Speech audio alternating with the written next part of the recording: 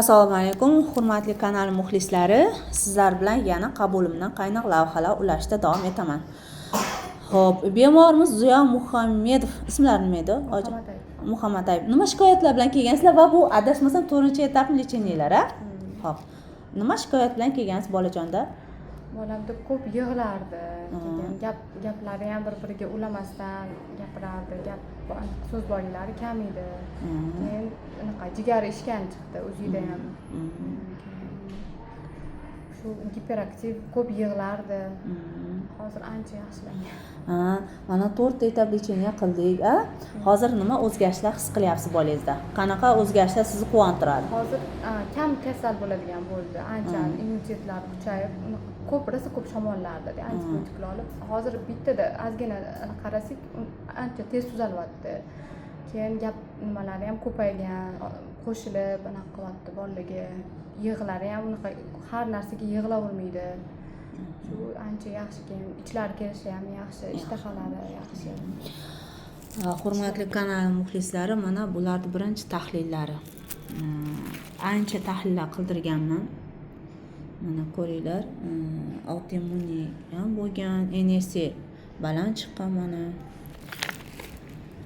Xo'p, feritin, vaspoleniyani hisobiga baland bo'lgan, trombotitni ko'ringlar, bu yallanishni hisobiga. Soya ham baland bo'lgan. Bu birinchi tekshiruvlarimiz edi. Hammasini tekshiruvlar mana etap lecheniya qilganman. Programmalari, mana birinchi etap lecheniyalari, ikkinchi etap lecheniyalari, virusni yuklama chiqqan bolada. Keyin neyrovaspoleniyani markalarni qayta tekshirtirganman. Keyingilari yaxshi chiqqan mana. NSA keyin bu yoqqa o'zgargan. Programmalari, keyingi lecheniyasi mana hazmni yaxshilash uchun qilganmiz.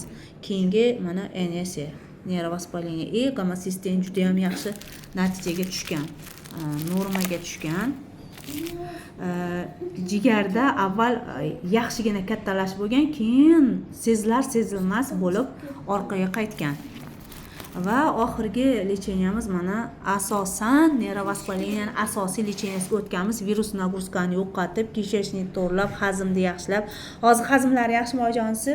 Ovqat hazmi, uyqusi yaxshi, ichki kelishlari, ishtahalari yaxshi.